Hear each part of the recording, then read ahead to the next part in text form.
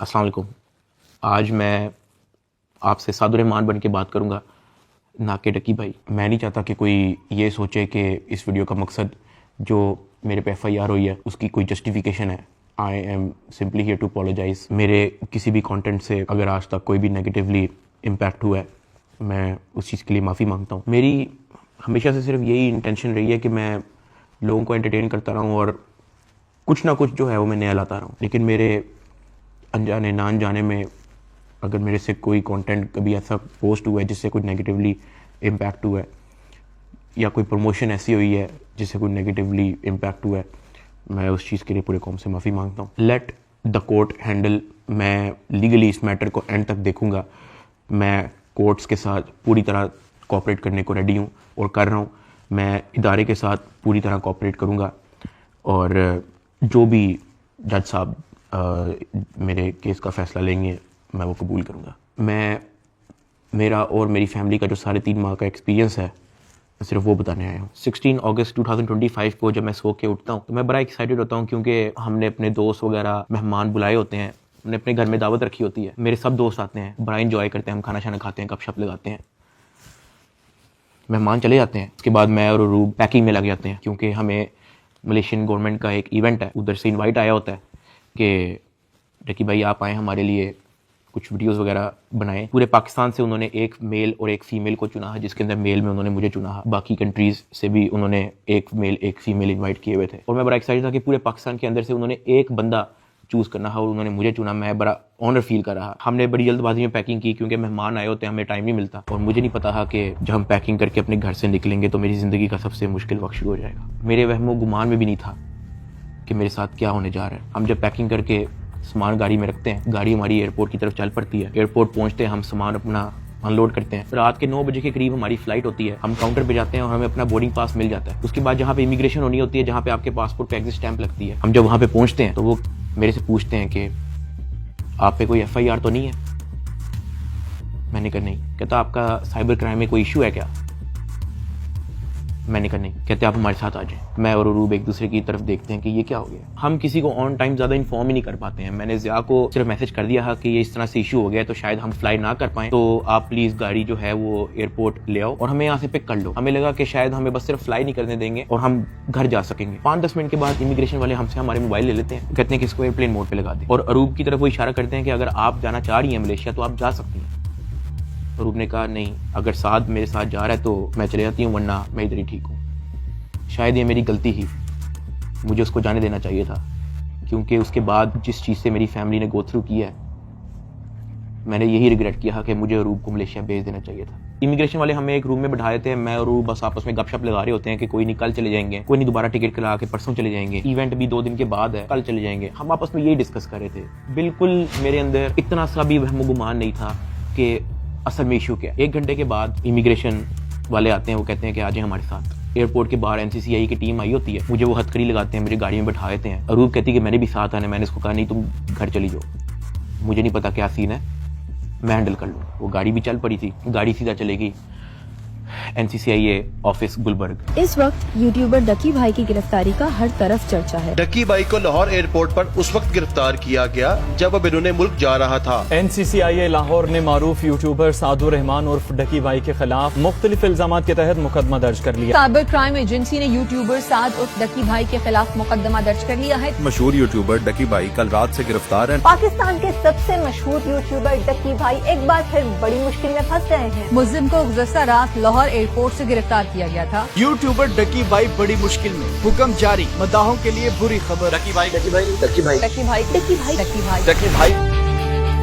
रात के तकरीबन 11 बजे हम NCCI ऑफिस पहुंच जाते हैं। हथकड़ी मुझे लगी हुई थी, मुझे ऊपर एक रूम में लेके गए। जब मैं NCCI के ऑफिस पहुंचता हूं तो वहां पे 6-7 ऑफिसर्स बैठे होते हैं। मेरी हथकड़ी वो खोल देते हैं, मुझे कुर्सी पे बिठा देते हैं और मेरी इंटेरोगेशन शुरू हो जाती है। वहां पे मेरे से क्वेश्चन करते हैं एप्लीकेशंस के प्रमोशन के बारे में। वहां पे मुझे पहली बार आइडिया होता है कि मेरा इस इशू पे मुझे एयरपोर्ट पे रोका गया। खैर मेरे से वो जो सवाल करते गए मैं उनको बताता गया। मेरे पास 3 मोबाइल थे, मैंने तीनों मोबाइल के पासवर्ड उनको दिए। उन्होंने मेरे से मेरे जीमेल अकाउंट के पासवर्ड पूछे, मैंने वो भी उनको ऑन द स्पॉट दिए। उन्होंने मेरे से मेरे लैपटॉप का पासवर्ड पूछा, मैंने उनको ऑन द स्पॉट दिया। ऐसा भी नहीं कि मैंने उनको कोई बहाना लगाया हो कि मैं पासवर्ड भूल गया हूँ, because I had nothing to hide. मैं इदारे के साथ कोऑपरेट करना चाहता हूँ। मैं ये नहीं चाहता कि इदारा ये सोचे कि मैं कुछ छुपा रहा हूँ। मेरा 23 दिन का रिमांड लिया गया। वो सारी इन्वेस्टिगेशन मैंने पहले 23 मिनट के अंदर दे दी थी। कई घंटे गुजर जाते हैं और तमाम ऑफिसर्स मेरी इंक्वायरी लेके चले जाते हैं, सिवाय एक के, जो मेरे इन्वेस्टिगेशन ऑफिसर्स थे, असिस्टेंट डायरेक्टर शुएब रियाज साहब। मेरे आईओ के अलावा जब तमाम ऑफिसर्स चले जाते हैं तो एक प्राइवेट बंदा बाहर से अंदर आता है। तो आईओ मुझे कहता है कि तुझे पता है कि तेरे पे एफआईआर होने वाली है।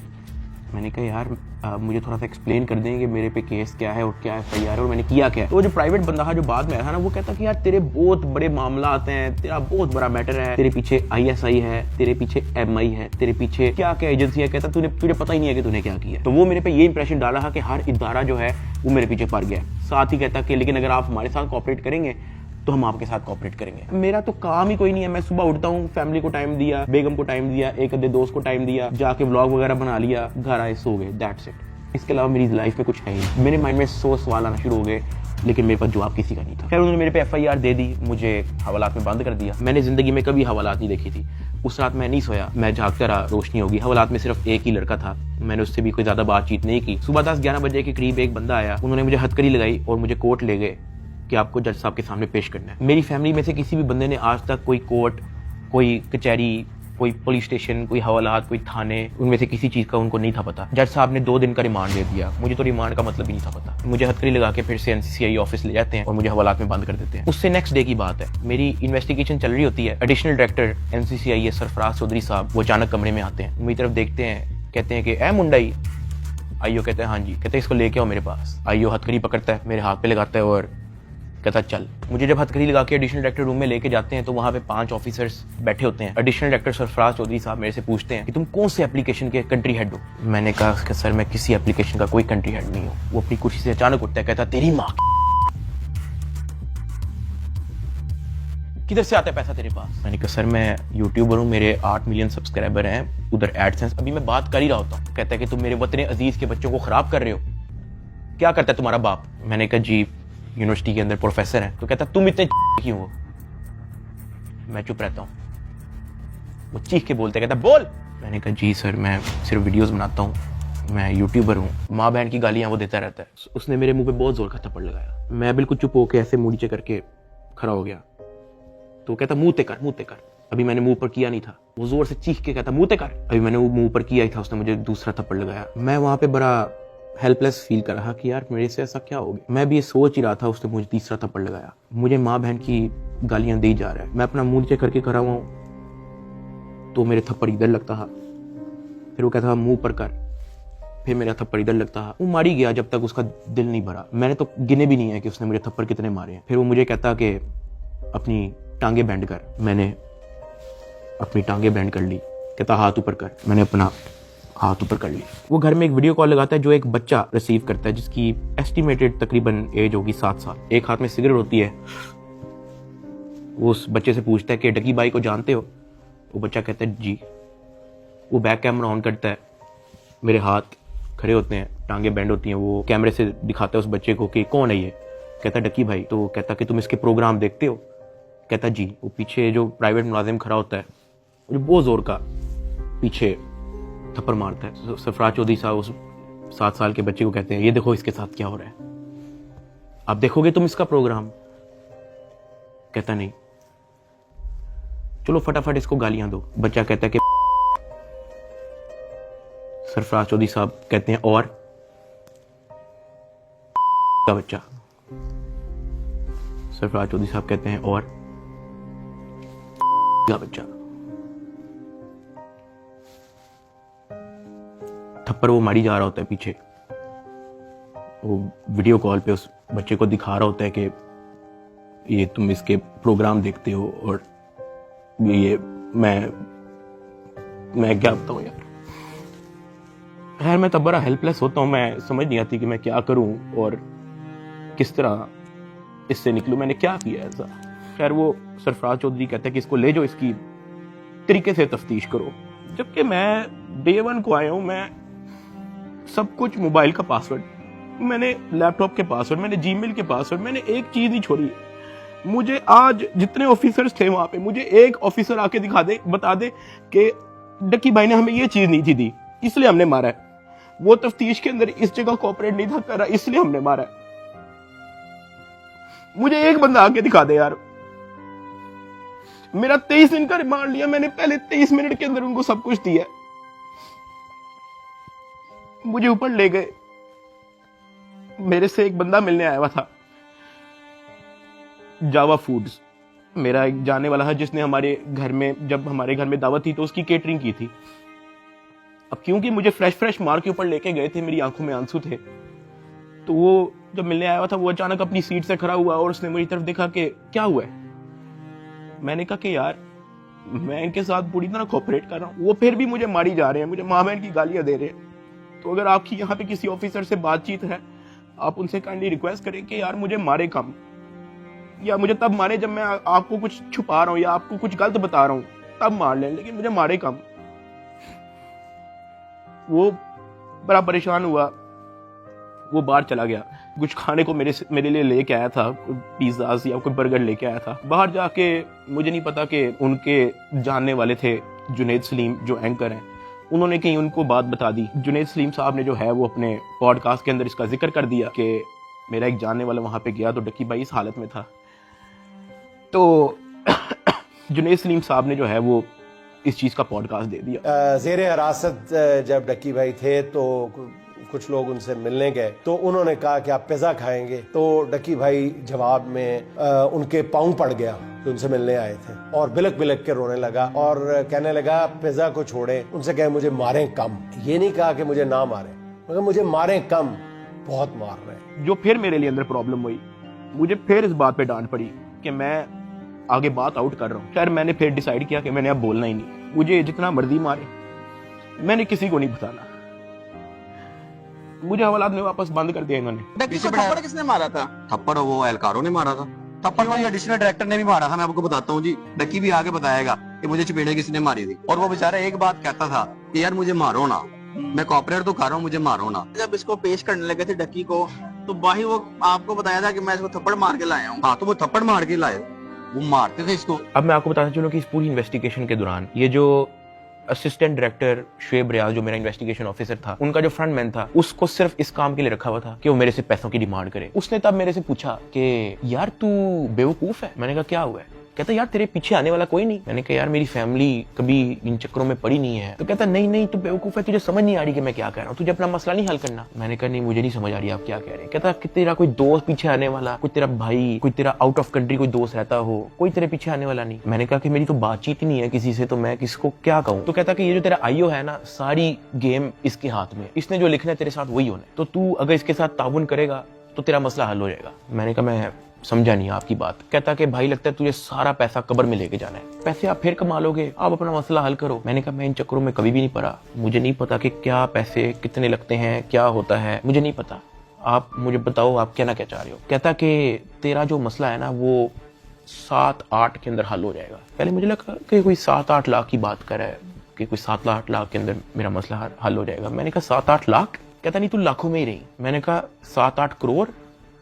कहता तो और। मैंने कहा इतने तो मेरे पास है ही नहीं, मेरे रिसेंटली कुछ बहुत ज्यादा खर्चे हुए हैं, मैंने आगे भी बहुत सारी मेरी स्पेंडिंग है, मेरे 100 और काम है, मेरे पास नहीं है। कहता बस फिर तो इधर ही पड़ा रहा है। मुझे वहां से आइडिया हो गया कि इस बंदे का काम सिर्फ और सिर्फ मेरे से पैसे मांगना है। जब मैं एनसीसीआई की कस्टडी में था, आप लोगों ने शायद 3,26,000 USDT की बात एडिशनल डायरेक्टर के पॉडकास्ट में सुनी होगी। 3,20,25,000 USDT वो इसके डिजिटल वॉलेट में से हमने अनर्थ करके कोर्ट ऑफ लॉ में सबमिट कर दिए।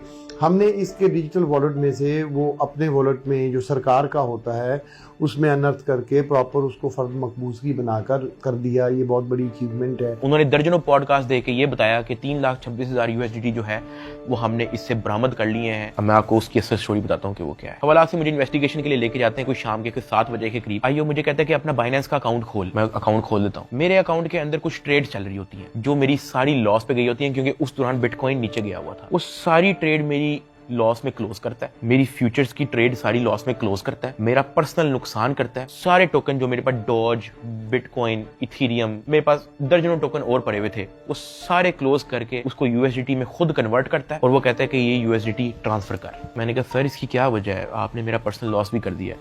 कहता है कि तुझे अपना मसला हल करना है या नहीं करना। मैंने कहा कि सर लेकिन ये 3,26,000 USDT आपने ट्रांसफर क्यों करना है? जो भी आपकी इन्वेस्टिगेशन है आपके सामने, अकाउंट मैंने आपको दे दिया, उसका जीमेल मैंने आपको दे दिया, पासवर्ड मैंने आपको दे दिया, आपने ट्रांसफर इसको क्यों करना है? कहता है तुझे जितना कह रहे हैं उतना कर। मेरी 15 मिनट उनके साथ बहस चलती रही कि सर ये पैसे ज्यादा हैं, मुझे आप थोड़ी सी इसकी एक्सप्लेनेशन दे दें ताकि मैं मेंटली रिलैक्स रहूं, मुझे थोड़ा सा बता दें कि ये ट्रांसफर आपके पास क्यों करना है। वो मुझे आगे से यही कहता था कि यार लगता है तुझे अपना मसला हल करने का शौक नहीं है। बीच में उसने मुझे बहाने लगाने शुरू कर दिए, यार क्योंकि तू हमारी कस्टडी में है कि तेरा अकाउंट की हैक ना हो जाए, जब तू यहाँ से फारिग होगा तू मुझे बता दी, मैं तुझे सेंड कर दूंगा। आईओ ने मुझे इस तरह की कहानी सुनाई शुरू कर दी। उसने मुझे एक अपना वॉलेट एड्रेस दिया, उसने कहा कि ये सारे पैसे इस पे ट्रांसफर कर। इसने मेरे से जबरदस्ती मेरा फेस आईडी, मेरा ऑथेंटिकेटर सारा लगा के इसने मेरे से जबरदस्ती 3,26,000 USDT, जिसकी PKR के अंदर वैल्यू बनती है 9 करोड़ पाकिस्तानी रुपया। अब जिस अकाउंट में उसने ट्रांसफर किया, क्या वो FIA का अकाउंट था? नहीं। क्या वो NCCIA का अकाउंट था? नहीं। क्या वो पंजाब हुकूमत, सिंध हुकूमत या किसी KP की हुकूमत या किसी भी गवर्नमेंट के इदारे की हुकूमत का अकाउंट था? नहीं। क्या वो NAB का अकाउंट था? नहीं। क्या वो स्टेट बैंक का अकाउंट था? नहीं। क्या वो कोई ऐसा अकाउंट था जो कोर्ट की तरफ से जिसकी अप्रूवल मिली हो? नहीं। वो मेरे IO असिस्टेंट डायरेक्टर शुएब रियाज साहब का अपना पर्सनल अकाउंट था, जिसके अंदर इन्होंने मेरे 9 करोड़ रुपया एस्टिमेटेड ट्रांसफर किए। ट्रांसफर करने के बाद उन्होंने वापस मुझे हवालात में बंद कर दिया। कोई रिसीविंग नहीं दी, मुझे उसकी कोई रीजनिंग नहीं दी, कोई सबूत ही नहीं है इस चीज का कि इन्होंने अपने पास ट्रांसफर किया। 8 बज जाता है, 9 बज जाता है, 10 बज जाता है, 11 बज जाता है, मेरे से सोया नहीं जाता। एक ऑफिसर एक मुलजिम को छोड़ने आते हैं हवालात, मैं फटाफट उठ के उससे पूछता हूँ, मैंने कहा सर आपके इस NCCIA इदारे के अंदर जब कोई क्रिप्टो का कोई रोला चलता है, कोई USDT का कोई रोला चलता है, तो उस पे क्या होता है? क्या उसको ट्रांसफर कर लिया जाता है? कहता मैंने कभी ऐसा सुना तो नहीं है। कहता क्यों, क्या हुआ है? मैंने उसको बताया, मैंने कहा IO ने मेरे 9 करोड़ रुपया USDT ट्रांसफर कर लिया अपने पास। कहता अच्छा, तो उसने आपको कोई रिसीविंग दी है?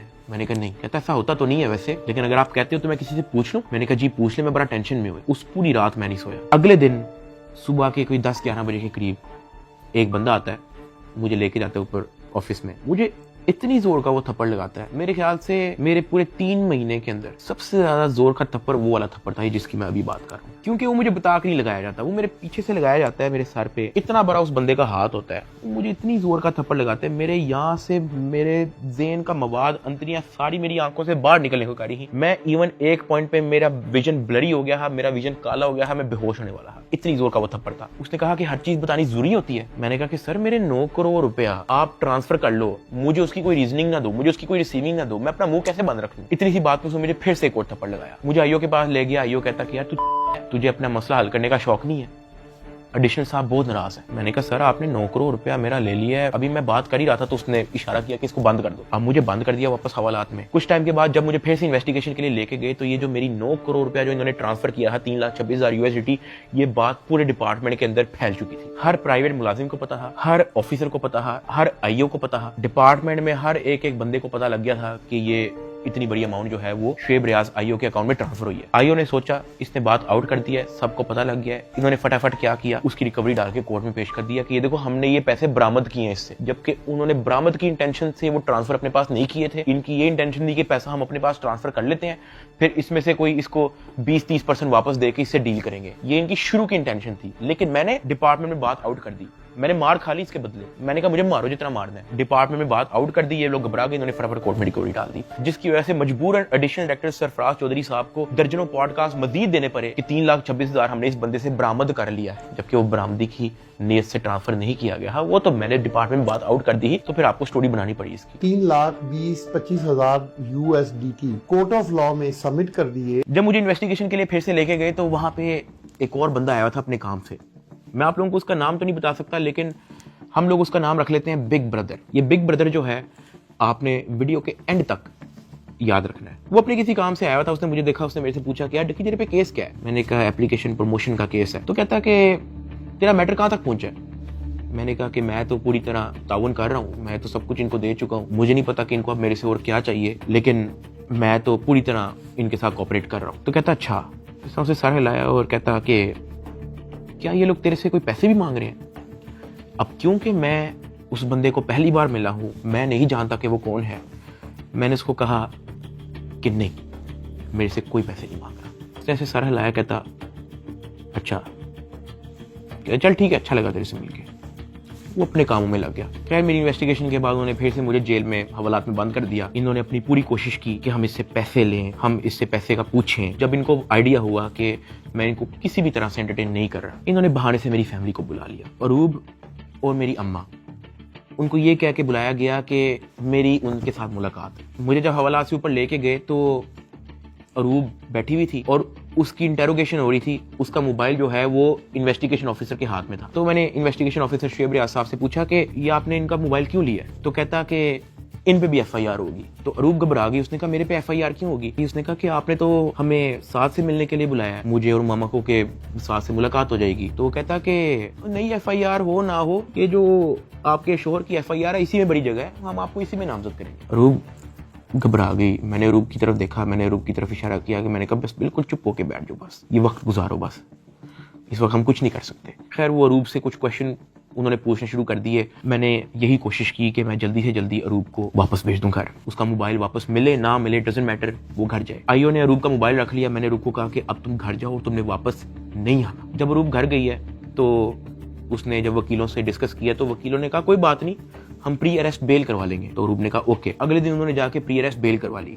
जब उन्होंने प्री अरेस्ट बेल करवाई तो प्री अरेस्ट बेल की खबर पहुंच गई इदारे में, NCCI ऑफिस में, आईओ के पास और सरफराज चौधरी एडिशनल डायरेक्टर के पास। इन्होंने फिर से मुझे कहा कि अपनी फैमिली को मीटिंग के लिए बुलाएं। मैंने घर वालों को कॉल की क्योंकि उसकी प्री अरेस्ट बेल हो चुकी थी। मैंने कहा चलो अब इसको खतरा नहीं है और इसका मोबाइल भी उनके पास है, तो I think it's not a big deal, मैं बुला लेता हूँ। ऑफिसर्स ने जो है मेरे घर कॉल करवाई। मैंने कहा कि अम्मा वो बड़े अफसरान, एडिशनल डायरेक्टर और इन्वेस्टिगेशन ऑफिसर्स बुला रहे हैं, तो बाकी घबराएं ना, कोई इस तरह कोई नेगेटिव मीटिंग या इस तरह का कुछ नहीं है, तो आ जाए। मेरी माँ और अरूब प्री अरेस्ट बेल करवाने के बाद एडिशनल डायरेक्टर रूम में आ गए। सरफराज चौधरी साहब कहते, जतोई साहिबा आप अपने आप को क्या समझती हैं, आपने प्री अरेस्ट बेल करवा ली है? तो अरूब ने कहा जी।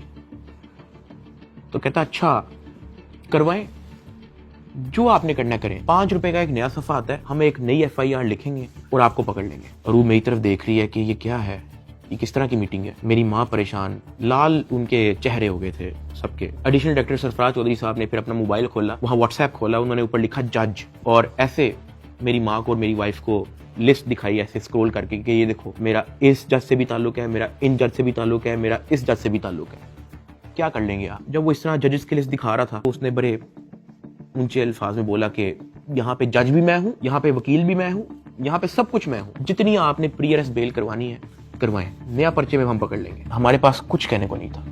मैंने वहाँ पे सिर्फ सर को कहा कि जी सर आप बिल्कुल सही कह रहे हैं। मैंने अपने घर वालों की तरफ देखा, मैंने उनको इशारा किया कि प्लीज वक्त गुजारे बस।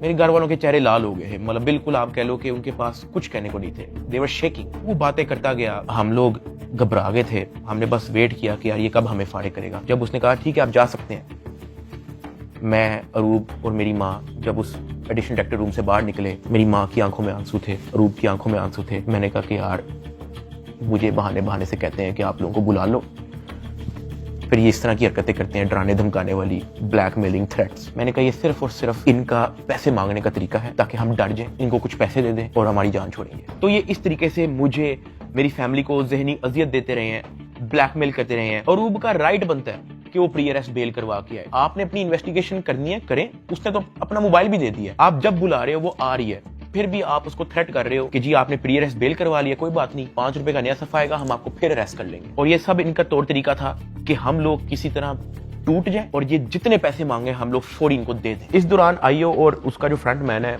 जब उनको पता लगा कि मैं और मेरी फैमिली किसी भी तरह से इनको एंटरटेन नहीं कर रही, कोई पैसों के मामले में लिफ्ट नहीं करवा रही, तो इन्होंने मेरे एक दोस्त से बात की और उस दोस्त को कहा कि इसको मुझे आके कहो कि ये पैसों से मसला हल होगा। उसकी जो भी गपशप हुई मेरे दोस्त ने वापस आके बताई, कहता कि ये पैसे ही मांग रहे हैं। मैंने कहा यार इस तरीके से मेरी फैमिली को ब्लैकमेल कर रहे हैं, इस तरीके से मुझे टॉर्चर कर रहे हैं, ये लोग चाहते क्या है? वो ये कह रहे हैं कि अरूब को हम पर्चे में नामजद ना करें और उस पर कोई नया पर्चा ना दें और उसको अरेस्ट ना करें, उसका वो 1 करोड़ रुपया मांग रहे हैं। मैंने कहा भाई इन्होंने मेरा बैंक अकाउंट ब्लॉक कर दिया, इन्होंने मेरी USDT भी अपनी जेब में डाली, मेरे अब्बा जी का बैंक अकाउंट ब्लॉक है, मेरी अम्मा जी का बैंक अकाउंट भी इन्होंने ब्लॉक कर दिया है, अरूब का बैंक अकाउंट इन्होंने ब्लॉक कर दिया है, जिया का बैंक अकाउंट इन्होंने ब्लॉक कर दिया है, इवन मुनीब जो अंडर 18 है उसका बैंक अकाउंट भी ब्लॉक कर दिया है। कहानी यहाँ पे खत्म नहीं हुई। मेरे दादा अब्बू जिनका मैंने आज तक व्लॉग में जिक्र नहीं किया, आज तक उनकी अपीयरेंस नहीं हुई, 80 साल एंड अबव की उनकी उम्र है, उनका बैंक अकाउंट भी ब्लॉक कर दिया। मेरे पास 1 टका नहीं है इनको देने के लिए। सॉरी। उसने मेरी बात सुनी, कहता अच्छा। उसने एज इट इज जब ये बात आईओ को बताई, आईओ आगे से इसको कहता कि इन्हां दे कोल 40-50 करोड़ रुपया सैट नहीं पराउंदा। मेरे दोस्त ने एज इट इज मुझे ये बात आके बताई। अब क्योंकि मेरी फैमिली ऐसे मेंटल टॉर्चर से गुजर चुकी थी, जब मेरे दोस्त ने ये बात मेरी फैमिली को बताई, मेरी फैमिली ने घबरा के कहा कि प्लीज आप किसी और से बात कर लें, अगर वो हमें लोन दे सकता है, कोई उधार हमें दे सकता है तो दे दे। मेरे दोस्त ने इवन मेरे एक और दोस्त से भी बात की, उसने मना कर दिया, कहता यार हम नहीं कर सकते, 1 करोड़ रुपए बहुत ज्यादा है। मेरे दोस्त ने फिर आईओ से बात की, आईओ कहता कि हम 60 लाख से नीचे नहीं लेंगे, अरूब की हद तक, अभी हम डकी की बात नहीं कर रहे। ये बात जब उसने मुझे आके बताई, मैंने कहा मेरे पास है ही नहीं 60 लाख, या मेरे पास 60 रुपए नहीं है, सब कुछ इन्होंने ले लिया। अगले दिन मेरी कोर्ट में पेशी थी, मेरा रिमांड लेने के लिए जब कोर्ट में गए तो मेरी फैमिली वहां पे आई हुई थी। उन्होंने मेरे से हाथ जोड़ के, रंग उनके उड़े हुए थे, कहा कि साद जो कह रहे हैं इनको प्लीज दे दो। अरूब कांप रही थी, कहती कि मुझे पकड़ लेंगे, मुझे पता भी नहीं है कि इनको कैसे हैंडल करना है, मुझे नहीं पता कि आगे मेरे साथ ये लोग क्या करेंगे, प्लीज ये जो मांग रहे हैं दे दो। जब मैंने उनकी शक्लें देखी फैमिली की, मैंने कहा ठीक है, लेकिन मेरे पास 60 लाख रुपए वाकई में नहीं है, आप किसी से बात कर लें। मेरे मामू आउट ऑफ कंट्री रहते हैं, वो ऑस्ट्रेलिया से फ्लाई करके आए हैं, जो हमने इनको ये सारी कहानी बताई है। मेरे एक मामू इधर पाकिस्तान में होते हैं, वो भी आए हैं, उनसे हमें उधार लेना पड़ा कि प्लीज हमारी हेल्प कर दें, हमारा ये मसला है, हमें 60 लाख रुपया उधार चाहिए। उन्होंने 60 लाख रुपया हमें कैश अरेंज करके दिया, वो कैश हमने इन लोगों को पहुंचाया। इनको पैसे जो है मेरे भाई ने भिजवाए थे, मुझे तो पता भी नहीं था कि इनको पैसे पहुंच गए हैं या वो मेरे मामू ने दिए हैं, ये सारी बातों का मुझे बाद में पता लगा। जब इनको पैसे पहुंच चुके थे, अगले दिन मुझे एडिशनल डायरेक्टर सरफराज चौधरी साहब ने मुझे फिर से कहा कि आप अपनी फैमिली को, अगर आपने मीटिंग करनी है तो आप बुला लें। मैंने कहा जी ठीक है, मैंने अपनी फैमिली को बुला लिया, और तब एडिशनल डायरेक्टर साहब का रवैया मेरी फैमिली के साथ टोटली चेंज हो चुका था। वहां से मुझे आइडिया हुआ कि it was never about the case, it was always about the money. वो मेरी फैमिली से बड़े अच्छे से बात कर रहे हैं, मुझे आइडिया हो गया कि इनको शायद पैसे पहुंच चुके हैं। वो इवन कमरे से चले भी गए थे, उन्होंने कहा कि अगर आपने अपनी कोई प्राइवेट बात करनी है तो आप कर लें। जब वो कमरे से गए हैं, तब मेरी माँ ने, अरूब ने, मेरे भाई ने सारी कहानी बताई कि किस तरह से मेरे मामू ने उधार 60 लाख रुपया दी है इस सारी कार्रवाई के लिए। मैंने अपनी माँ से माफी मांगी, मैंने कहा यार आई एम सॉरी कि मेरी वजह से इतना कुछ करना पड़ रहा है सबको। कहती कोई बात नहीं, अल्लाह पाक देख रहा है, इट्स ओके। खैर मेरी फैमिली को 5-10 मिनट दिए हैं मेरे से बात करने के लिए, और वो चले गए। अब तक मेरा 16-17 दिन का रिमांड हो चुका था, इतना लंबा रिमांड होता नहीं है। अभी वीडियो में कुछ टाइम पहले मैंने आपको कहा था कि बिग ब्रदर एक बंदा आपने याद रखना है। ये बिग ब्रदर इस बार फिर से एनसीसीआई ऑफिस आता है, लेकिन ये इस बार मेरे से मिलने आता है। मेरे से पूछता है कि किधर तक पहुंचा तेरा केस। मैंने कहा कि सर मेरी तरफ से तो मैं सब कुछ दे चुका हूँ, मुझे नहीं पता कि इनका क्या इरादा है। उसने मेरे से पूछा कि यार इतना लंबा तेरा रिमांड क्यों हुआ है। मैंने कहा सर नो आइडिया, जबकि मैं इनको सब कुछ दे चुका हूँ। इनके पास मेरे सारे मोबाइल हैं, इन्होंने मेरी वाइफ को भी नामजद किया है, सारे ईमेल पासवर्ड लिए हुए हैं, सब कुछ इनके पास है, ये फिर भी मेरा रिमांड डिमांड करते हैं। कहता अच्छा, तो इन्होंने पैसों की बात की है तेरे से? क्योंकि मैं उस बंदे पे उस तरह से ट्रस्ट नहीं था करता। मैंने कहा नहीं, इन्होंने मेरे से कोई पैसों की बात नहीं की। कहता किसी ने इशारा दिया हो, किसी ने इनडायरेक्टली तेरे से डिमांड की हो, या किसी ने कहा हो कि तू अगर पैसे दे देगा तो तेरी छूट हो जाएगी। फिर वही बात कि मुझे नहीं था पता कि वो बंदा कौन है। मैंने उसको कहा कि नहीं। उसने मेरी तरफ देखा ऐसा, कहता आर यू श्योर? मैंने कहा जी। इवन उससे मुझे एक पॉइंट पे बड़े गुस्से से देखा, कहता कि देख ले अगर कुछ ऐसा है तो तू मुझे बता सकता है। फिर वही बात आ गई क्योंकि मैं उसको जानता नहीं था। मैंने कहा नहीं ऐसा कुछ भी नहीं है सर। कहता ठीक है, वो चला गया। मेरा 23 दिन टोटल रिमांड हो चुका था। जो मैं आप लोगों को ये भी बताता चलूं कि एनसीसीआई की हिस्ट्री में इतना लंबा रिमांड नहीं हुआ। इवन एक पॉइंट पे मैं इतना तंग आ गया था इनसे कि मैंने खुद ही जज साहब के सामने कहा कि सर मैं चाहता हूं कि ये लोग अपनी तसल्ली पूरी कर लें, इन्होंने जो मेरी इन्वेस्टिगेशन करनी है करें, अगर ये रिमांड मांग रहे हैं इनको रिमांड दे दें। मैं इतना तंग आ गया था, मैंने जज साहब के सामने खुद ही बोल दिया कि यार रिमांड ले लें मेरा। 23 दिन रिमांड के बाद भी इन्होंने 30 लाख रुपया मेरी फैमिली से मुझे जुडिशियल करने का लिया। मतलब एनसीसीआई ऑफिसर्स ने मुझे जेल भेजने के भी मेरी फैमिली से पैसे लिए। खैर मैंने अपने दोस्त को कहा कि यार ये आईओ से पूछो कि अब क्या इसने मेरे साथ करना है। कहता कि मैंने बात की है, वो ये नहीं कह रहा कि अब आपकी बेल करवानी है, वो ये कह रहा है कि हमने 4 पर्चे मजीद रेडी किए हुए, वो 4 पर्चे हम डकी भाई पे ना दें, उसका 1.5 करोड़ रुपया वो मांग रहे हैं, जिसमें से एक पर्चा इन्होंने कोई लड़की रिलेटेड रखा हुआ है। और जब मैंने ये सुना मैं बर्बाद, मैं टूट चुका था।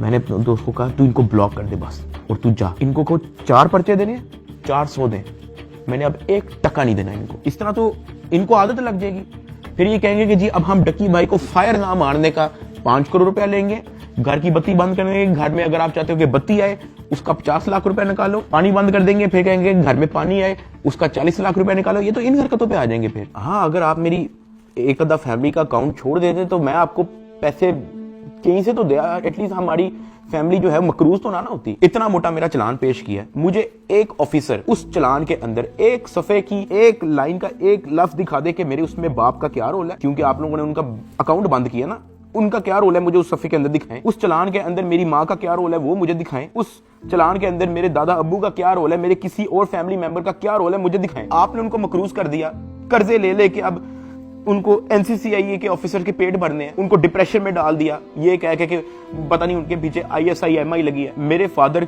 एक हार्ट पेशेंट है, उनके हार्ट की सर्जरी होनी थी। मैंने अपनी माँ को, अरूब को, ज़िया को सख्ती से मना किया हुआ था कि आपने एक तो ये अब्बा जी का ख्याल रखना है, दूसरा इनको कोर्ट में नहीं आने देना, ये मेरे पास एक बार भी जेल में ना आए, क्योंकि मुझे पता है उनकी हार्ट की क्या कंडीशन है। वो बेहोश हो जाते हैं, परेशान हो जाते हैं। हम उनकी सर्जरी के हमारे पास पैसे नहीं थे, वो जो पैसे हमने उनकी जो सर्जरी के लिए देने थे वो उन्होंने ब्लॉक कर दिया। अब कर्जा लेके हम एनसीसीए के ऑफिसर्स का पेट भर रहे हैं। ये मेरी फैमिली को उस स्टेज पे लेके आए हैं जहां पे मैं स्पीचलेस हो गया कि यार मैं क्या करूं। मतलब अब्बा जी के इलाज के पैसे भी उन्होंने ब्लॉक कर दिए हैं। और ये बात मैंने उनको उधर दफ्तर में ऑफिस में कही थी, सरफराज चौधरी को मैंने खुद उसके मुंह पे कही थी। मैंने कहा मेरा अब्बा हार्ट पेशेंट है, उनकी सर्जरी के पैसे आपने मेरे फैमिली का अकाउंट ब्लॉक कर दिया। ये इस स्टेज पे मेरी फैमिली को ले आए थे, मुझे 23 दिन बंद रख के चुपेरे मार के मुझे कोर्ट पे लेके जाते थे कि मैं किसी मीडिया के किसी माइक में बोल ना दूं। जिस्मानी रिमांड पे FIA के पास जाना है या उसके बाद जेल जाना है,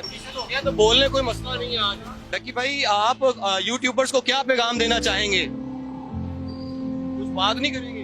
ताहम आज जो है वो बात तो नहीं करने दे रहे, लेकिन डक्की भाई को जो है वो सुबह सवेरे जो है आज अदालत में पेश किया गया है। बिल्कुल जी बात तो नहीं कर सकते डक्की भाई। इससे पहले भी हमने जब इनसे गुफ्तगू करने की कोशिश की है तो NCCI एहलकारों की जानिब से जो वो मना कर दिया गया है कि वो किसी भी किस्म से जो है वो गुफ्तगू नहीं करेंगे। डक्की भाई कुछ कहना चाहेंगे आप? डक्की भाई आप कुछ कहना चाहेंगे?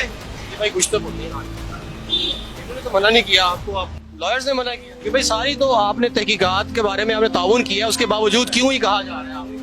मेरी गिरफ्तारी के 23वें दिन जब मुझे जज साहब के सामने पेश किया तो फाइनली मैं जुडिशल हो गया। जुडिशल का मतलब यह है कि अब मैं जेल चला जाऊंगा। जज साहब ने ऑर्डर लिख के दिया कि हमने बंदा जुडिशल कर दिया। अब जुडिशल करके कोर्ट से बंदा डायरेक्ट जेल नहीं जाता, कोर्ट से एक बार NCCI ऑफिस वापस आता है, वहां पे उसके कुछ पेपर्स रेडी होते हैं, उसके बाद उसको जेल भिजवाया जाता है। तो जब मैं कोर्ट से NCCI ऑफिस वापस आया, वही बिग ब्रदर उधर मौजूद था। उसने मेरी तरफ देख के कहा, डक्की तेरे से पैसे किसने लिए? मेरा दिल इधर मुंह में आ गया। मैंने कहा यार ये मेरे साथ क्या हो रहा है। अब क्योंकि उसने मेरे से डायरेक्ट पूछा कि तेरे से पैसे किसने लिए हैं, उसने मेरे से ये भी नहीं पूछा क्या तेरे से कोई पैसे ले रहा है, उसने मेरे से कहा कि तेरे से पैसे किसने लिए। मैंने कहा कि जी ये शुएब रियाज और उसकी टीम ने, इन्होंने जो है वो पैसे ऊपर हायर अफसरान को भी पहुंचाने हैं। कहता अच्छा कोई डिटेल है तेरे पास? मैंने कहा कि सर मैं तो इनके साथ हवालात में था जेल में, सेल में, तो मेरी सिर्फ फैमिली को पता है कि एग्जैक्टली क्या हुआ।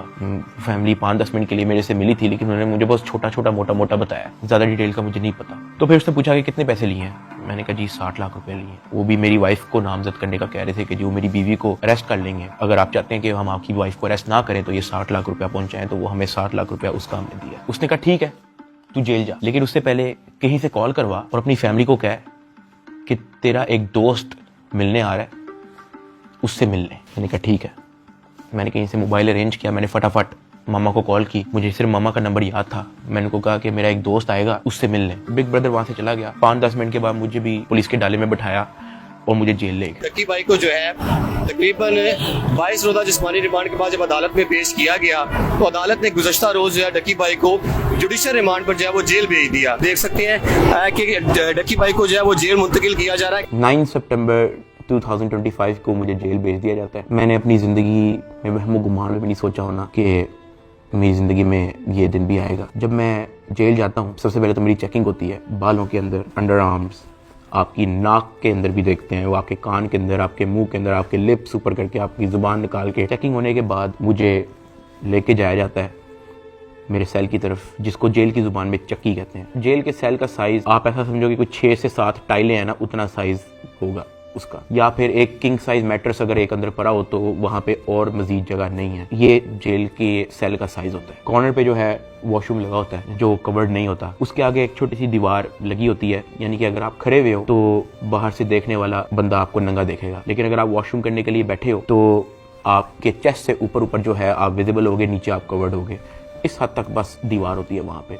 उसी के ऊपर जो है वो एक टूटी लगी होती है पानी की। मैं जब अपने सेल में आता हूँ तो शाम हो जाती है, मुझे सेल में लाते ही लॉक कर दिया जाता है, क्योंकि मेरा नया एक्सपीरियंस होता है, मुझे नहीं समझ आ रही होती है कि मैं कहाँ पे आ गया हूँ। मैं इधर उधर देखता हूँ, परेशान हो जाता हूँ कि ये क्या हो रहा है मेरी ज़िंदगी में। बहुत ऊंचा पंखा लगा होता है जहाँ से मुझे आइडिया होता है कि कोई चाह के भी खुदकुशी नहीं कर सकता। अंधेरा हो जाता है, मुझे कुछ समझ नहीं आ रही होती कि मैंने क्या करना है। खैर मैं दीवार के साथ लग के बैठ जाता हूँ बिल्कुल ऐसे ही, और सोचता रहता हूँ कि ये मेरी ज़िंदगी कहाँ से कहाँ आ गई है। मैं अपने सेल से बाहर देखता हूँ तो 1.5 लीटर की बोतल पड़ी होती है, उसके ऊपर कैप भी लगा होता है। मेरा हाथ तो वहाँ तक नहीं पहुँचता, लेकिन कोई 15-20 मिनट के अंदर एक इंचार्ज जो है वो वहाँ से गुजर रहा होता है। मैं उसको आवाज़ देता हूँ कि सर, वो मेरी बात सुनते हैं, हाँ जी। मैं उनको कहता हूँ कि सर वो सामने 1.5 लीटर की बोतल पड़ी है, वो काइंडली मुझे पकड़ा दें। मुझे बोतल पकड़ा देता है। वॉशरूम से मैं वो 1.5 लीटर की बोतल के अंदर पानी भरता हूँ, उसका कैप बंद करता हूँ। सितंबर का टाइम होता है, शदीद गर्मी होती है, इतनी गर्मी कि आप कूलर के बगैर नहीं रह सकते। मैं अपनी कमीज़ उतारता हूँ, बॉटल को अपनी शर्ट के अंदर डाल के ऐसे उसको मैं लपेटता हूँ, अपने सर के नीचे रख के मैं लेट जाता हूँ। 2 दिन मेरे ऐसे ही गुजरे। जेल के एक्सपीरियंस में मैं ज़्यादा डिटेल में बात नहीं करूँगा इस वीडियो में, मैं वो फिर कभी आप लोगों को एक्सपीरियंस बताऊँगा। 3 दिन मैं उस सेल में रहा, मुझे किसी ने नहीं बुलाया, किसी ने कोई आवाज़ नहीं दी। तीसरे दिन एक ऑफिसर आता है और उसके हाथ में एक चिट होती है। वो चिट की तरफ देखता है, वो कहता है सादुर रहमान की रही। मैं अपना हाथ कर रखता हूँ कि जी सर। मैं कहता आजा तेरी मुलाकात आई है। वो फीलिंग ही बड़ी अजीब सी थी कि आपको किसी ने पूछा है, आपसे बात की है किसी ने, और इससे पहले मुझे पता ही नहीं था कि मुलाकात क्या होती है। खैर उसने मुझे मेरे सेल से निकाला, मुझे एक जगह पे ले गया, और 3 दिन बाद मैंने किसी अपने को देखा। मेरी माँ, अरूब और ज़िया वहाँ पे खड़े हुए थे, लेकिन मैं उनको मिल नहीं सकता था, उनको गले नहीं लग सकता था, मैं उनको सलाम नहीं कर सकता था, क्योंकि हमारे दरमियान में शीशा लगा हुआ था। उनकी तरफ एक लैंडलाइन पड़ा हुआ था, एक लैंडलाइन मेरी तरफ पड़ा हुआ था, और उस लैंडलाइन में ही आप बात कर सकते हो। मैंने ज़िंदगी में इतना बेबस फील नहीं किया। एक लैंडलाइन उनकी तरफ पड़ा होता है, एक लैंडलाइन मेरी तरफ पड़ा होता है। एक तरफ से अरूब फ़ोन उठाती है, दूसरी तरफ से मैं फ़ोन उठाता हूँ, और वो कहती है क्या हाल है। मैंने कहा मैं ठीक हूँ। उसके आगे वो कुछ नहीं बोलती। 2 मिनट मैं भी चुप रहता हूँ, 2 मिनट वो भी चुप रहती है। अचानक कहती है कि साद ये क्या हो गया ये सब।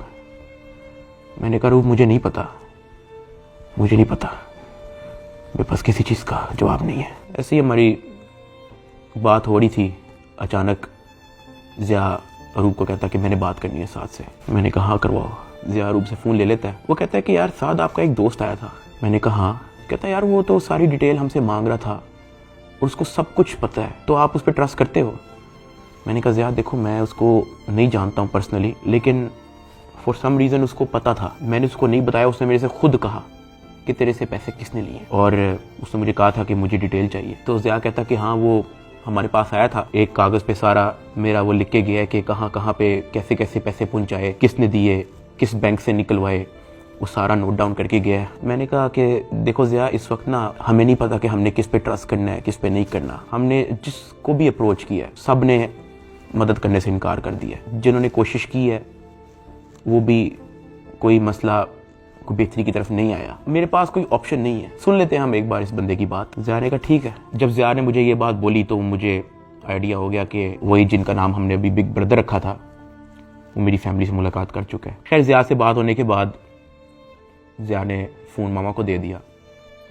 मामा भी रो पड़ी, गपशप हो रही ही। साथ उन्होंने कहा था कि ये जो आपका दोस्त आया है, कहता कि आप मेरी भी माँ है, आपको कुछ नहीं होगा, आपने अब 1 भी रुपया किसी को नहीं देना, बस जो आप लोगों ने दे दिया है उसकी मुझे डिटेल दे बस। खैर वही 15-20 मिनट होते ही हैं वो फ़ोन बंद हो जाता है। ना मुझे मामा की आवाज़ आ रही होती है, ना मेरी आवाज़ उन तक जा रही होती है। तो मुझे रियलाइज़ होता है कि मेरा वक्त ख़त्म हो गया है। वहाँ का एक इंचार्ज मुझे मेरे सेल में वापस छोड़ देता है। मैं वापस उसी जगह पे आया था। वक्त के साथ साथ जेल में अपने आप को एडजस्ट किया, मेंटली एक्सेप्ट किया कि भाई तू अभी इधर ही है। 10 दिन गुजर गए। 10 दिन के बाद एक इंचार्ज फिर से आया चिट लेके, कहता सादुर रहमान की रही। मैंने कहा जी सर मैं। कहता आजा तेरी मुलाकात है। मुझे लगा मेरी फैमिली आई है, लेकिन जब मैं उधर पहुंचा तो वही बिग ब्रदर मेरे से मिलने आया था। खैर उसने कॉल उठाई, कहता कैसा है डकी। मैंने कहा सर मैं बिल्कुल ठीक। कहता तू अपनी फैमिली के सामने रोया क्यों था। मैं उनसे मिलने गया तो वो तेरी माँ कह रही थी कि वो रो रहा था उधर। मैंने कहा सर मैं बस थोड़ा इमोशनल हो गया उनको देख के। कहता नहीं हो, पता है जेल हो गई है तुझे तो क्या हो गया है, अंदर बैठ के घर वालों को तो नहीं ना परेशान करना, उनके सामने मुस्कुरा के जाया कर, हंसता खेलता उनके साथ शुगर लगाया कर। क्या मैं बिल्कुल ठीक हूँ, अंदर बड़ा मजा आ रहा है। मैंने कहा सर वो हो जाता है, मैं तो कोशिश करता हूँ कि मैं उनको कोई टेंशन ना दूं, लेकिन चेहरे पे बंदे के लिखा आया था। कहता खैर मैं गया उस दिन तेरे घर, माँ जी बहुत परेशान थी, मैंने उनको तसल्ली दी है, तुझे मैं सिर्फ ये बताने आया हूँ कि तू तगड़ा रहे। फिर उसने मुझे कहा कि अगर आने वाले कुछ टाइम के अंदर अगर तुझे कोई न्यूज़ तेरे रिलेटेड सुनने को मिलती है तो पैनिक नहीं होना और अंदर किसी से कोई बात शेयर नहीं करनी। कोई पूछे कहना मुझे इल्म नहीं किसी चीज़, और अपनी फैमिली को भी कह दे कि किसी चीज़ को लेके पैनिक नहीं होना। अगर कोई प्रेशराइज करने की कोशिश करे, कोई कॉल करे, कोई अप्रोच करे, जस्ट इन्फॉर्म अस। साथ मैंने उनको ये भी बताया कि जब मैं NCCI की कस्टडी में था तो वो मुझे कहते थे कि आपके पीछे MI लगी हुई है। तब उसने मुझे कहा कि जिन लोगों का नाम लेके आपसे पैसे ले रहे हैं ना, मैं उस इदारे से हूँ। फिर उसने मुझे बताया कि ये बात जब मुझे पता लगी तो हमने अपने हायर अथॉरिटीज़ को भी इन्फॉर्म किया, तो let me and my team handle it. तूने अंदर किसी से कोई बात नहीं करनी, अपनी फैमिली से ज्यादा कोई बात नहीं करनी, सिर्फ उनका हालचाल पूछ और रोना धोना बंद कर, उनके सामने शुगर लगा, हंस मुस्कुरा, कह के बड़ा मजा आ रहा है अंदर, जो बुरा वक्त था वो चला गया, अब बस तू वक्त काट। फिर मैंने उसको बोला कि सर वो जो एडिशनल डायरेक्टर सरफराज चौधरी साहब हैं वो मुझे रिमांड के दौरान कहते थे कि मैं तेरी हाई कोर्ट तक बेल रोकूंगा। तो उधर बिग ब्रदर कहता कि छोड़ दे, कुछ नहीं होगा। उसके बाद वो हुआ जो किसी ने वहमो गुमान में भी नहीं सोचा था। ये मुकदमा दर्ज करवाने वाला कोई और नहीं बल्कि डिप्टी डायरेक्टर सरफराज चौधरी है, जिसने डकी को गिरफ्तार किया और उसको दुनिया का सबसे बड़ा मुजरम बनाकर पेश किया। इस डायरेक्टर को आज सस्पेंड कर दिया गया है। Additional director national cyber crime investigation agency Lahore हैं सरफराज चौधरी साहब, उन्हें जनाब सस्पेंड कर दिया गया है। भरपूर तैयारी है NCCI की डकी की बेल कैंसिल करवाने। डकी भाई के खिलाफ कार्रवाई करने वाले NCCI के अहलकार ऑफिसर सरफराज चौधरी साहब को मुअत्तल कर दिया गया। उसके बाद वो चीजें हुई हैं, वो चीजें हुई हैं जो मैंने अपने वहमो गुमान में भी नहीं सोचा था। मैं जब 23 दिन रिमांड में था, मैं इतना मायूस हो गया था, मैं अल्लाह पाक से भीख मांगता था कि या अल्लाह मुझे रास्ता दिखा, या अल्लाह मुझे इस झंझट से निकाल दे, या अल्लाह सब कुछ तेरे सामने है, मैं किसी जोगा नहीं, मेरी फैमिली किसी जोगे नहीं, हम फंस चुके हैं, हम गीदरों में फंसे हुए हैं, या अल्लाह मुझे यहाँ से निकाल दे। मैं हाथ जोड़ के भीख मांगता था। मैं हवालात में एक गंदे से कमरे में बैठ के मैं भीख मांगता था कि या अल्लाह तू सब देख रहा है, तेरे सामने हो रहा है सब कुछ, मेरे लिए कोई तो दरवाजा खोल, मुझे कोई रास्ता दिखा, मैं कहाँ जाऊँ। NCCIA अफसरान की गिरफ्तारी पर मुकदमा यूट्यूबर डक्की भाई की अहलिया अरूब जतोई की मुद्दत में दर्ज किया गया। डक्की भाई की फैमिली से रिश्वत लेने का ये मामला, NCCIA के अफसरान का जिस्मानी रिमांड मंजूर। अरूब जतोई ने दरखास्त दी है national cyber crime investigation agency के 8 अफसरों और 1 फ्रंटमैन पर। ये हो क्या रहा है? बैटिंग एप्स को रोकने वाले ही बैटिंग ऐप के जरिए पैसे मंगवा रहे हैं। मुकदमा डक्की भाई की अहलिया अरूब जतोई की मुद्दत में दर्ज किया गया। 12 लोग हिरासत में हैं FIA के। अफसर शुएब रियाद और सरफराज चौधरी, उन्होंने रिलीफ के नाम पर अरूब जतोई से रिश्वत मांगी। पर 90 लाख रुपए की रकम बतौर रिश्वत वसूल की गई। वो लोग जिनके कंधों पे निजाम की हिफाजत की जिम्मेदारी रखी गई थी, वो ही खुद इस निजाम में नकब लगाने जो तफ्तीशी थे, आज वो मुलजिम के रूप में अपने ही इदारे के सामने जवाबदेह है। 7 अफसरान ने ओहदों से इस्तीफा दे दिया। तो 90 लाख रुपए रिश्वत लेने के केस में NCCIA के एडिशनल डायरेक्टर समेत 6 अफसरान का जिस्मानी रिमांड मंजूर कर लिया गया है। अरूब जतोई इस बात पर डट गई हैं कि NCCI अफसरान जिन्होंने उनसे रिश्वत ली है इनको नहीं छोड़ेंगी। जिन ऑफिसर्स ने मेरी फैमिली को मेंटल ट्रॉमा से गुजारा, जिन ऑफिसर ने मेरी फैमिली को मेंटली टॉर्चर किया, जिन ऑफिसर ने मुझे बेवजह मारा, मैं उनसे भीख मांगता गया कि यार मुझे ना मारे, मुझे फिर भी मारते गए। जिन ऑफिसर्स ने बच्चे को वीडियो कॉल करके मुझे उससे माँ बहन की गालियां दिलवाई, अगले दिन उन सब की खबर आ गई कि वो सब गिरफ्तार हो गए। और ये जो 100 दिन की कैद थी, जब मुझे किसी किस्म की कोई उम्मीद नहीं थी नजर आती, मैं कभी कभी अल्लाह पाक से कहता था कि अल्लाह तू मेरी क्यों नहीं सुन रहा। लेकिन ये सब जब मुझे खबरें सुनने को मिली तो मैंने रियलाइज किया कि अल्लाह ने मेरी तभी सुन ली थी जब बिग ब्रदर मुझे फर्स्ट टाइम NCCI ऑफिस में मिला और उसने मेरे से पूछा कि तेरे पे केस क्या है। इसमें मैं FIA एंटी करप्शन इदारे को बड़ा अप्रिशिएट करना चाहूंगा, जिन्होंने मेरी फैमिली का सारा केस सुना, मेरी फैमिली के एक मेंबर के पास जाके उन्होंने उनकी स्टोरी सारी सुनी, उनका बयान लिया, इन पे FIR लॉन्च की और ये सब कुछ हुआ। वहां से मुझे रियलाइज हुआ कि इदारे बुरे नहीं होते, कुछ लोग होते हैं जो बुरे होते हैं। और अनफॉर्चुनेटली मेरे केस के अंदर भी मुझे बुरे लोग मिले, लेकिन क्योंकि अच्छे लोग भी एग्जिस्ट करते थे, अल्लाह पाक ने उनको वसीला बनाया, उनको हमारे पास भेजा। 16 अगस्त को मैं गिरफ्तार हुआ। 100 दिन टॉर्चर, ऐसा रोलर कोस्टर जो मैंने जिंदगी में कभी भी नहीं सोचा था मैं और मेरी फैमिली ने गुजारा। 100 दिन के बाद जस्टिस शहराम सरवर, मैं उनको सल्यूट करता हूँ, उन्होंने मुझे बेल दी हाई कोर्ट से। मैं जब जेल में था, जब सबसे पहले मुझे इस चीज़ की न्यूज़ मिली कि डकी तेरी बेल हो गई है, तब जो मेरी बॉडी पे खून दौड़ा था उसके लिए मैंने 100 दिन इंतजार किया। मैं तो जम गया था, मैं खत्म हो गया था, मैं बर्बाद हो गया था। सही बताऊं तो मैं हार मान ली थी, मैं टूट चुका था। मुझे नहीं पता था कि मैं क्या करूंगा। ये 100 दिनों में क्या क्या हुआ, ये वीडियो तो शायद 40-50 मिनट की होगी। अगर मैं आपको बताना शुरू करूं तो ये वीडियो 4-5 घंटे की होनी चाहिए। बहुत सारी चीजें मेरी मजबूरी है, मैं नहीं बता सकता। इवन ये जो भाई थे जिनका नाम हमने बिग ब्रदर रखा था, उनसे मैंने रिक्वेस्ट की, मैंने कहा सर मुझे लोगों को बताने दें कि आपने हमारी फैमिली के लिए क्या क्या किया। कहता Ducky, we work in the shadows, हमें आपकी अप्रिसिएशन नहीं चाहिए, ये हमारी ड्यूटी थी। आपकी माँ हमारी माँ है, आपकी फैमिली हमारी फैमिली है। ना हम चाहते हैं कि आप हमारा नाम लें, ना हम चाहते हैं कि आप हमें मेंशन करें। उसने कहा क्योंकि हमारे इदारे का नाम लेके आपको और आपकी फैमिली से फाइनेंशियल बेनिफिट्स ले रहे हैं, तो we have to step in. इदारे की ट्रेनिंग ही ऐसी है कि अगर हमारे इदारे का कोई नाम लेके अपने लिए कोई बेनिफिट लेगा तो उसकी कोई टॉलरेंस नहीं है। ये हमारी ड्यूटी है, we are here to serve this country. अगर आप गलत होते या आपकी फैमिली गलत होती तो हम आपका साथ ना देते, लेकिन हमने देखा कि हमारी माँ मुश्किल में है, हमारी बेटी मुश्किल में है, हमारा भाई मुश्किल में है, तो हमें आपकी अप्रिसिएशन ही चाहिए। खुश रहें। और मैं बड़ा हैरान हुआ कि एक तरफ NCCI ऑफिसर्स हैं जो दर्जनों पॉडकास्ट दे रहे हैं पब्लिकली, लेकिन बैक एंड पे वो क्या हरकत करें उस चीज का किसी को नहीं पता। और दूसरी तरफ ये बिग ब्रदर का इंस्टीट्यूशन जिन्होंने दिन रात एक कर दिया मेरी फैमिली के लिए। और जब मैंने उनका कहा कि मुझे बताने दे लोगों को, तो कहते हमें क्रेडिट नहीं चाहिए। सेल्फलेसली काम किया और एक भी पॉडकास्ट, उनके एक भी ऑफिसर ने एक भी इंटरव्यू नहीं दिया, just working in the shadows. और मुझे और मेरी फैमिली को उन पे फख्र है। और मेरी सिंपैथी हर उस फैमिली के साथ है जो कभी इन करप्ट NCCI ऑफिसर्स के थ्रू अफेक्ट हुई है। अल्लाह पाक किसी की फैमिली को उस चीज से ना गुजारे जिस चीज से मेरी फैमिली गुजरी है। एक और चीज की बड़ी कंफ्यूजन थी कि मेरे एक्चुअली वकला कौन है। तो मेरा केस जो है वो बैरिस्टर अमृत शेख देख रही है और एडवोकेट उस्मान लतीफ जो मेरा केस आगे परसू कर रहे हैं। लेकिन मैंने सबकी वीडियोस देखी हैं, जितने वकला हैं जिन्होंने मेरे लिए स्टैंड लिया, मैंने सबके टिकटॉक वीडियोस देखी हैं। मैं दिल से उन तमाम एडवोकेट्स का शुक्रगुजार हूं जिन्होंने मेरे लिए स्टैंड लिया। इस पूरे 100 दिन के अंदर जो मेन सवाल लोगों का था ना, वो ये था कि यार डकी भाई आप तो इस मामले से फारिग होने के बाद मुल्क छोड़ के चले जाओगे। लेकिन मैं आप लोगों को एक बात बताऊं, 8 साल हो गए हैं मुझे यूट्यूब पे आए हुए, मैंने सिर्फ अच्छा टाइम देखा है। जहां 8 साल इस मुल्क ने मुझे सब कुछ दिया, इस मुल्क के लोगों ने मुझे प्यार दिया, इस मुल्क के लोगों ने मुझे सपोर्ट दी, तो ये 3 महीने की मुश्किल में मैं मुल्क छोड़ के जाऊंगा तो ये तो मेरी सेल्फिशनेस है कि जहां 8 साल इस मुल्क ने आप पे कोई मुश्किल नहीं आने दी, तो 3 महीने की मुश्किल पे मैं इस मुल्क को छोड़ के कैसे जा सकता हूं।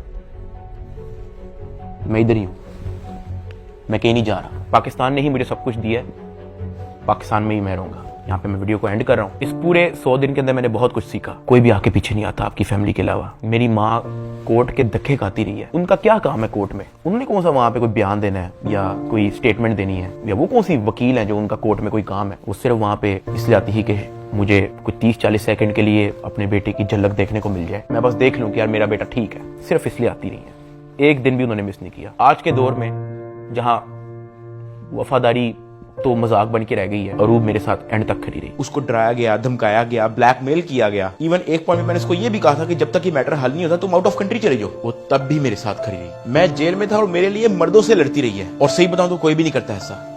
हल्का सा मर्द पे बुरा टाइम आता है, औरतें छोड़ के चली जाती हैं, लेकिन अरूब मेरे साथ खड़ी रही।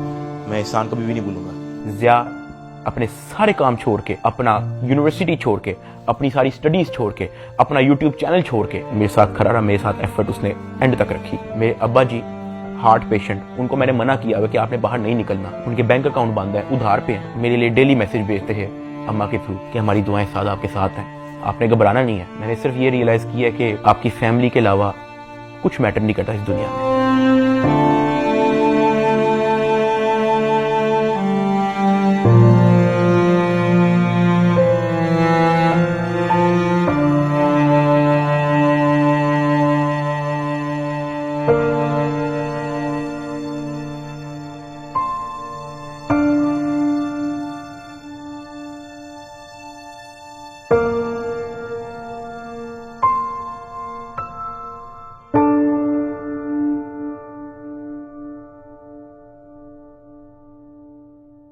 और मुझे पता है कि मैं इस वक्त स्टेज पे नहीं हूँ कि मैं किसी का नाम ले सकूँ, लेकिन I want to thank field marshal Asim Munir sahab and director general of military intelligence, जिन्होंने इतनी प्रोफेशनलिज्म दिखाई और मेरी फैमिली को इस करप्ट माफिया से निकलने में मदद की। और ये जो बिग ब्रदर जिनका मैंने जिक्र किया है, मैं तो जेल में था, मेरी फैमिली को कुछ भी नहीं पता था। जब जब उनको कोई परेशानी होती ही, जब जब उनको कोई सवाल होता था, जब उनको किसी चीज़ की टेंशन होती ही, ये जो बिग ब्रदर है ये और इनकी टीम हमेशा उनके लिए अवेलेबल रही है। और इस तरह का clean up operation in corrupt mafia के अगेंस्ट आज तक पाकिस्तान की तारीख में नहीं हुआ। और ये सब क्रेडिट जो है ये इंटेलिजेंस एजेंसीज को जाता है। और जैसे मैंने आपको कहा कि मैं आप लोगों को सब कुछ तो नहीं बता सकता, मैं अगर बताना शुरू करूं तो ये वीडियो कोई 40-50 मिनट की नहीं, ये वीडियो कुछ 4 घंटे की होगी। वैसे भी आप लोग कहोगे कि ये झूठ बोल रहा है, ये तो कोई टॉम क्रूज की मिशन इम्पॉसिबल हॉलीवुड मूवी की स्क्रिप्ट बता रहा है। मैं बस यही कहना चाहता हूँ कि मैं और मेरी फैमिली हमेशा इनके शुक्रगुजार है। मैं आप सबको थैंक यू कहना चाहूंगा कि आप लोगों ने मुश्किल टाइम पे भी मेरा साथ नहीं छोड़ा। मैंने घर आके सोशल मीडिया देखा है, आप सबके कमेंट्स पढ़े हैं, मैंने आप सबकी वीडियोस, आप सबके एडिट्स मैंने देखे हैं। मुझे याद है गिरफ्तारी से पहले व्लॉग्स के अंदर मैं कहा करता था कि गाइस हमने 9 मिलियन सब्सक्राइबर्स करने हैं, लेकिन वो ख्वाब हमारा अधूरा रह गया। मैं गिरफ्तार हो गया, मेरे पास मेरा चैनल भी नहीं था, मैं जेल में था, मुझे लगा कि सब कुछ खत्म हो गया, this is the end, Ducky भाई is no more, he is finished. अचानक एक इंचार्ज आता है, कहता है डकी भाई तेरे 9 मिलियन सब्सक्राइबर्स हो गए हैं, मुबारक हो। That is where I realised कि maybe this is not the end, maybe this is start of something else. I want to appreciate every single one of you. मैं जिंदगी भर नहीं भूलूंगा आप लोगों का एहसान। अभी इस वीडियो में मैंने आप लोगों को बोला कि यार अगर मैं सब कुछ बताना शुरू करूं तो ये वीडियो 4-5 घंटे की हो जाएगी। और साथ मैंने आप लोगों को ये भी बोला कि मैं आप लोगों को कुछ लोगों का नाम नहीं बता सकता, तो हम उनका नाम बिग ब्रदर रख देते हैं। बट लेकिन समटाइम सब कुछ जानना जरूरी भी नहीं होता। मैं बाहर आ गया हूँ, यही बहुत है। जब मैं जेल से वापस आया तो मैंने बहुत सारे लोगों की कहानियां देखी। कोई पॉडकास्ट पे कुछ कह रहा है, कोई यूट्यूबर कुछ कह रहा है, कोई टिकटॉकर कुछ कह रहा है, कोई जर्नलिस्ट कुछ कह रहा है। और मैंने उन सबको देख के बस कहा कि यार किसी को कुछ भी नहीं पता, सबकी अपनी अपनी कहानी है और सब झूठ है। असल में क्या हुआ है वो मुझे पता है। And let that be a mystery. Pakistan जिंदाबाद, पाक फौज जिंदाबाद। अल्लाह हाफिज।